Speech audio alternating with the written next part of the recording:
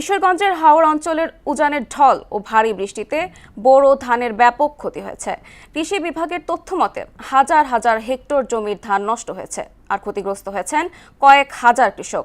শ্রমিক সংকট আর শ্রমিকের মূল্য বৃদ্ধিতে দিশেহারা কৃষক। এর মধ্যেই সরকারিভাবে ধান চাল সংগ্রহ কার্যক্রম শুরু হলেও ন্যায্য দাম না পাওয়ার অভিযোগ তুলছেন কৃষকরা। ওমর সিদ্দিক রবিনের তথ্যচিত্রে তাহসিন তারিনের রিপোর্ট।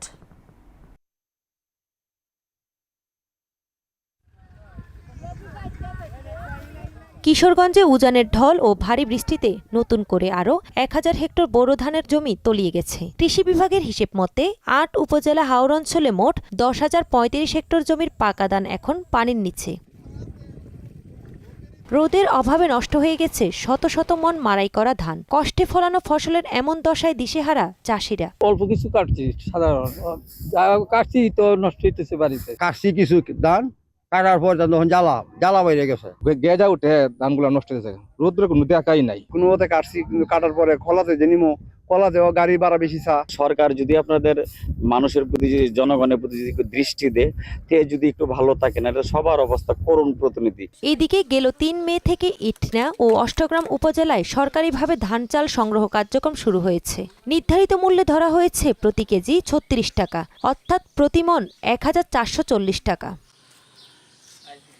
কৃষকদের অভিযোগ, সরকার নির্ধারিত মূল্যে ধান বিক্রি করতে গেলে নানা জটিলতা ও দালাল চক্রের কারণে তারা সরাসরি গুদামে ধান দিতে পারছেন না। ধান বেচতে গেলে মতন 200 টাকা 300 টাকা মন কয়, ধান বেচতে পারি না। ধান তো রেট দিচ্ছে সরকার, কিনতে হবে 1400 টাকা, আমরা তো রেট পাই না। পরিস্থিতি মোকাবেলায় সরকারিভাবে ধান সংগ্রহ কার্যক্রম অব্যাহত রয়েছে জানিয়ে কৃষকরা যাতে সরাসরি সুবিধা ভোগ করতে পারে সেই বিষয়ে কাজ করছে বলে জানান এই কর্মকর্তা। কৃষকদের ন্যায্য মূল্য পাওয়ার জন্য সরকার সারা দেশে 5 লাখ মেট্রিক ধান সংগ্রহের সিদ্ধান্ত গ্রহণ করেছেন। প্রতি কেজির মূল্য 36 টাকা, প্রতি মনের মূল্য 1440 টাকা। এটা আরম্ভ হবে 3/5/2026 থেকে 31 আগস্ট পর্যন্ত। এরই মধ্যে 36,000 কৃষক ক্ষতিগ্রস্ত হয়েছে জানিয়ে কৃষি সম্প্রসারণ অধিদপ্তর বলেন, কৃষকদের তালিকা করে সরকারি সহায়তা দেওয়া হবে। আমরা নিমজ্জিত জমি পরিদর্শন করছি, পর্যবেক্ষণ করছি এবং ক্ষতিগ্রস্ত কৃষকদের তালিকা সংগ্রহ করছি।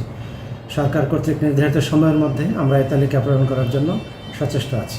হাওরের কৃষকদের প্রধান ভরসা বোরো ধান। তবে প্রাকৃতিক দুর্যোগ আর বাজার ব্যবস্থাপনার দুর্বলতায় এবার সেই ভরসায় পরিণত হয়েছে হতাশায়। তাহসিন তারিন, মোহনা সংবাদ।